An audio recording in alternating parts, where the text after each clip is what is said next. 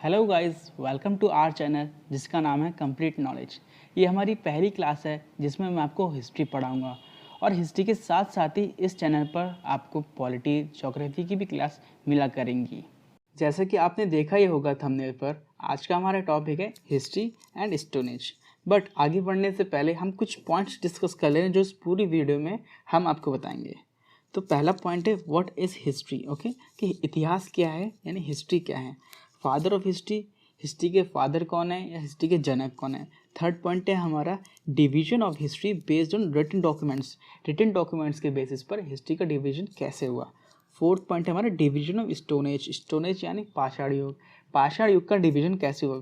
Fifth point है कुछ important points किसके डिवीजन ऑफ स्टोन एज के, स्टोन एज के जो डिवीजन होंगे उसके भी कुछ इंपॉर्टेंट पॉइंट्स वो हम डिस्कस करेंगे इस वीडियो में आगे। तो अब चलते हैं हम अपने पहले पॉइंट के ऊपर जो कि है व्हाट इज़ हिस्ट्री यानी इतिहास क्या है। इसको छोटा कर देते हैं।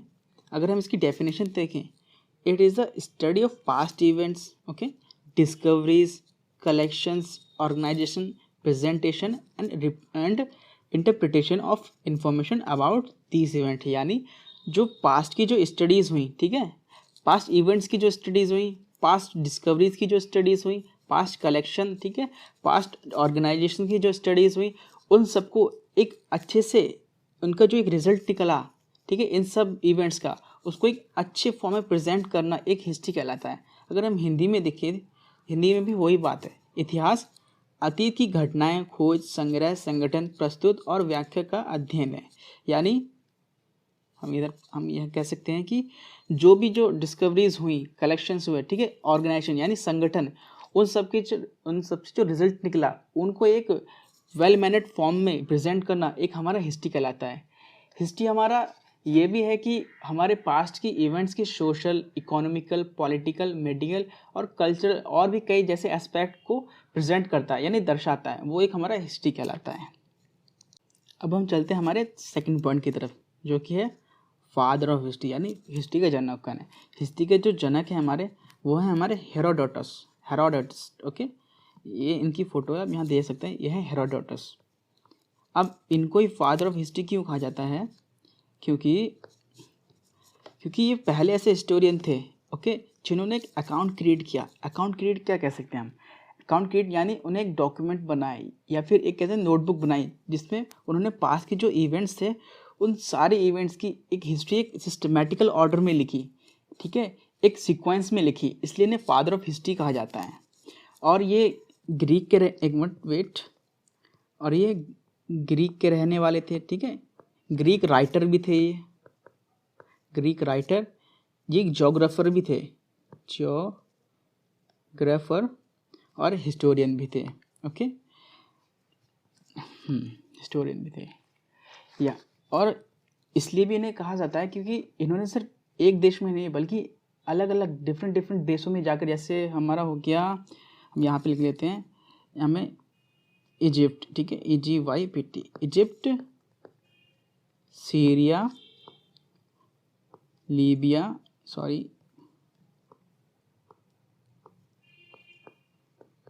लीबिया, ऐसे कई देशों में जाके वहाँ पे रिसर्च की और अपने एक पास्ट इवेंट्स की जो भी एक अकाउंट बनाया था उनको एक डॉक्यूमेंट फॉर्म में, एक सिस्टमेटिकल फॉर्म में उन्होंने प्रेजेंट किया, इसलिए इन्हें फादर ऑफ हिस्ट्री भी कहा जाता है। अब अगर हम हिस्ट्री का मीनिंग देखें जो ग्रीक लैंग्वेज में होता है, हिस्ट्री का मीनिंग होता है हमारा ग्रीक लैंग्वेज में हिस्टोरिया।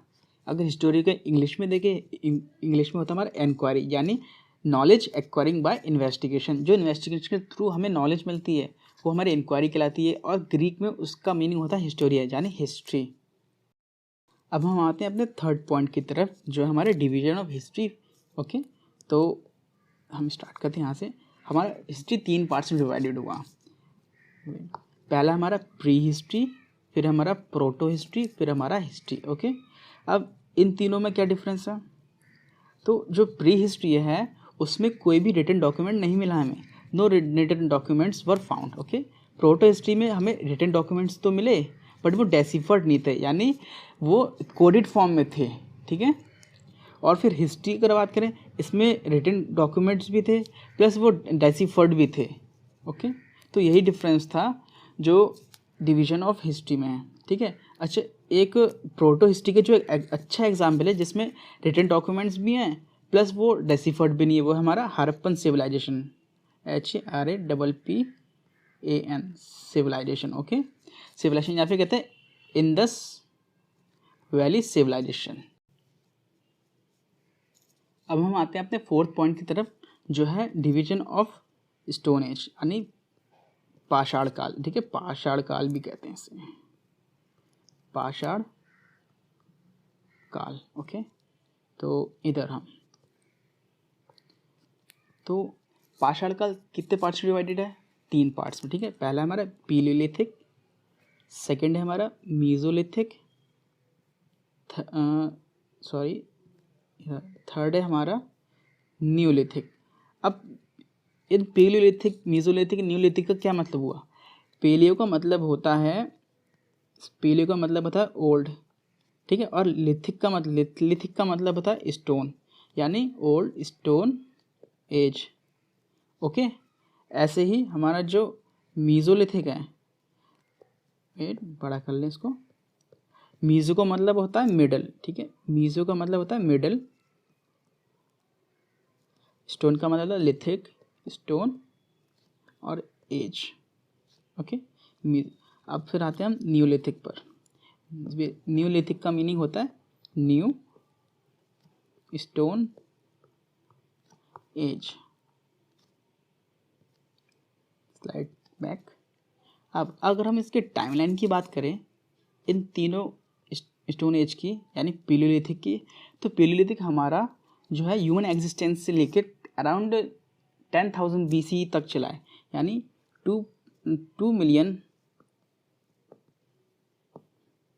ईयर से अराउंड 10,000 BCE या फिर BC सिंपल कह सकते हैं।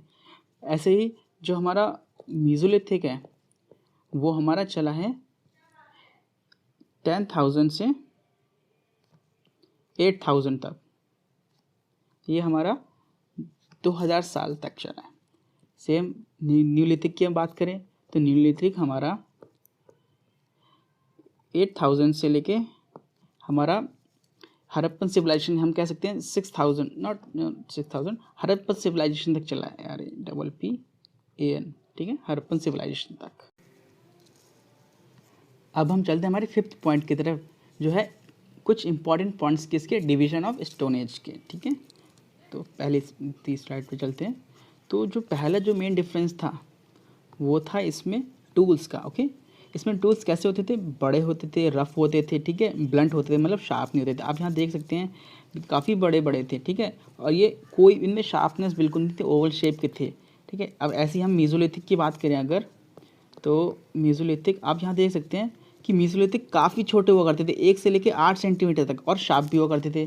जैसे कि आप इन पिक्स में देख सकते हैं, इनके काफ़ी शार्प, ये इधर, इनके जो एरो हेड हैं वो एकदम कोनिकल शेप में है कि काफ़ी शार्प है, ठीक है। और यहाँ पे हम देख भी सकते हैं कि काफ़ी छोटे छोटे 1 से लेकर 8 सेंटीमीटर तक थे।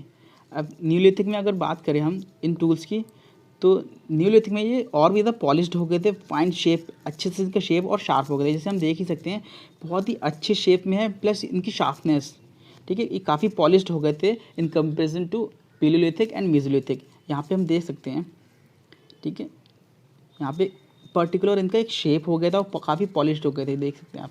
ये हमारी फार्मिंग के लिए भी यूज़ होता था, एग्रीकल्चर भी। अभी मैं आगे बताऊंगा एग्रीकल्चर के बारे में, ठीक है। जो इसका सेकंड पॉइंट था, ठीक है, इनके डिफरेंस का, वो था ऑक्यूपेशन। ऑक्यूपेशन में जब इनके पास कुछ नहीं था मॉडर्नाइजेशन, तो बेसिकली ये हंटिंग करेंगे और फूड गैदरिंग करेंगे ताकि नेक्स्ट टाइम पे वो खा ले, ठीक है। अब मीजोलिथिक की बात करें, मीजोलिथिक की बात करें ऑक्यूपेशन की, तो यहाँ पे डोमेस्टिकेशन स्टार्ट हो गया था, तो यहाँ पे डोमेस्टिकेशन स्टार्ट हो गया था। हंटिंग और फूड गैदरिंग ऑलरेडी पहले से थी। अब डोमेस्टिकेशन का मतलब ये नहीं है कि वो जिन जानवरों को पालते थे उन्हीं को खा लेते थे, नहीं, वो सिर्फ वाइल्ड एनिमल्स जो थे उनको मार के खाते थे, ठीक है। बाकी वो अपने डॉग्स, काउस, बफेलोस, इन सबको डोमेस्टिकेशन करते थे। और जो पहला जो एनिमल था जिसका डोमेस्टिकेशन हुआ वो था डॉग, ठीक है, पहला था जो वो था डॉग। अब न्यूलिथिक की अगर बात करें तो न्यूलिथिक में जो ऑक्यूपेशन था उसमें एग्रीकल्चर आ गया था। जी हाँ, और सेटल लाइफ हो गई, यानी जो हमारा फर्स्ट एग्रीकल्चर हुआ था, फर्स्ट एग्रीकल्चर वो हमारा न्यूलिथिक में हुआ था, CULTURA, ठीक है। ये हुआ था अराउंड 6000 BC। इसी वजह से इनकी लाइफ जो थी वो सेटल्ड हो गई थी। सेटल्ड मीन्स क्या, वहाँ पे पहले क्या होता था, पेलियोलिथिक मेसोलिथिक में वो हंटिंग करने जगह जगह जाया करते थे, बट जब से उनको एग्रीकल्चर मिला, उनको एक पर्टिकुलर लैंड मिल गया, वहाँ पे विलेजेस बनना स्टार्ट हो गए। जब एग्रीकल्चर लैंड मिल गया तो उन्होंने खेती भी करी और जो भी सब्जियां उगाई, फल उगाई, प्लस हंटिंग भी करी और डोमेस्टिकेशन भी किया इसी वजह से। अच्छा, एक इम्पॉर्टेंट साइट जो है इसकी, सॉरी इधर, जो एग्रीकल्चर सबसे पहले कहाँ हुआ, जिस जिस जगह हुआ उस जगह का नाम है मिहिरगढ़, ठीक है। मिहिरगढ़ में सबसे पहले एग्रीकल्चर हुआ, जो कि अब आता है पाकिस्तान के अंदर, ठीक है। और उसी न्यूलिथिक टाइम पे ही हमारा व्हील इन्वेंटेड हुआ था, व्हील, ठीक है। तो यही बेसिकल डिफरेंस थे किसमें, मेसोलिथिक, पेलियोलिथिक और न्यूलिथिक में। और हम थोड़ा फोटो भी दिखा दें आपको, अगर डोमेस्टिकेशन, जैसे कि आप यहाँ देख सकते हैं, जे गोट को रिप्रेजेंट कर रहा है, जे काऊ को, ठीक है, जहाँ डोमेस्टिकेशन हो गया था मेसोलिथिक टाइम पे, ओके, मेसोलिथिक है। यहाँ पे भी हम देख सकते हैं डोमेस्टिकेशन हो रहा है, ओके। यहाँ पे भी, और यहाँ पे हम देख सकते हैं एग्रीकल्चर यानी फार्मिंग स्टार्ट हो गई, और यहाँ पे हम देख सकते हैं हमारे जो है वो विलेजेस बनना स्टार्ट हो गए, ठीक है। तो ये था हमारा न्यूलिथिक, ये था हमारा मेसोलिथिक। आप ये भी देख सकते हैं, यहाँ पे एग्रीकल्चर स्टार्ट हो गया था न्यूलिथिक में। यहाँ पे देखिए हम विलेजेस,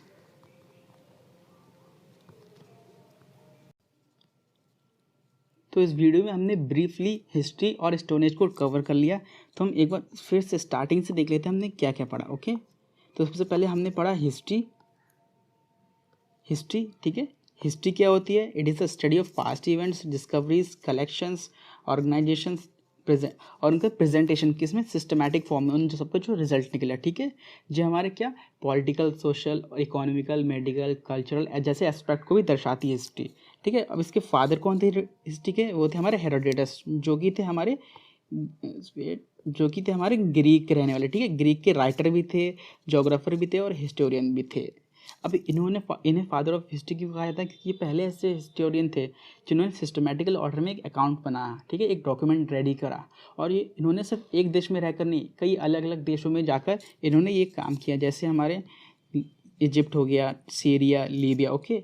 और ग्रीक वर्ड में हिस्ट्री का मतलब होता है हमारा हिस्टोरिया, यानी इंक्वायरी। नेक्स्ट स्लाइड में बात करें तो हमने यहाँ पे डिवीजन ऑफ हिस्ट्री का पढ़ा, ठीक है, कि किस किस पार्ट्स में डिवाइड हुई, हमारे 3 पार्ट्स में।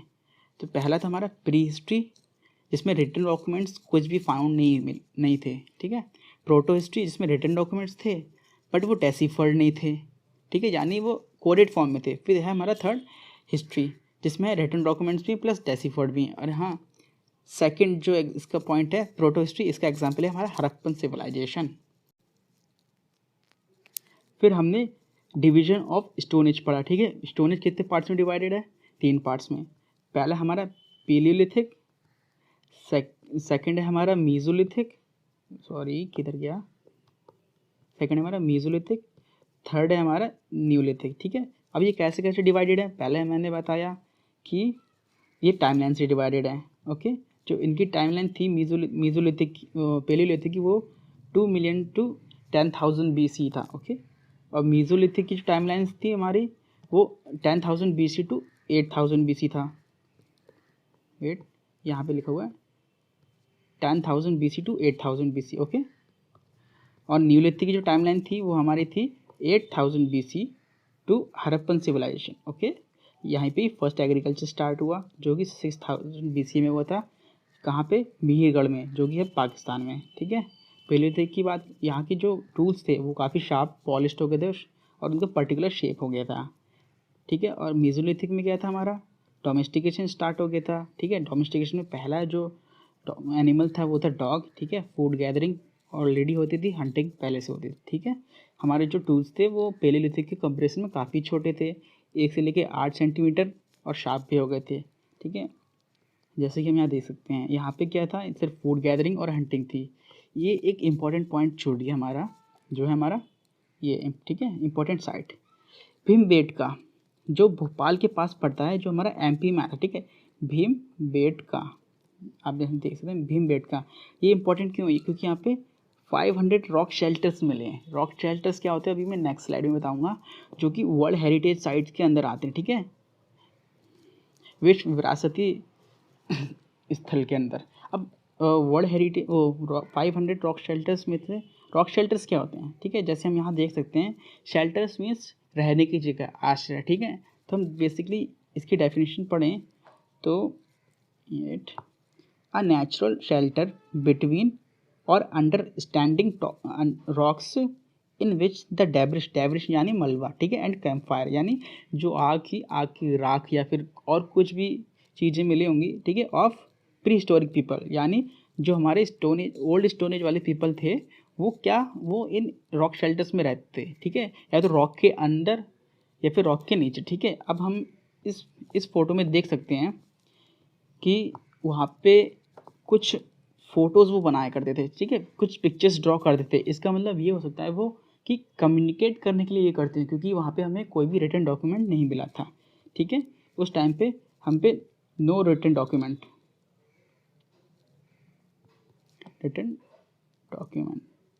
ठीक है। इस वजह से हो सकता है कि ये कम्युनिकेट करने के लिए पिक्चर बनाते हो, ठीक है। तो हमारा ऑलमोस्ट सब कवर हो गया। तो यही था आज का वीडियो। अगर आपको ज़रा भी बेनिफिशियल लगा हो, और आशा करता हूँ कि आपको वीडियो अच्छी लगी हो, तो please like the video, subscribe the channel and share this video.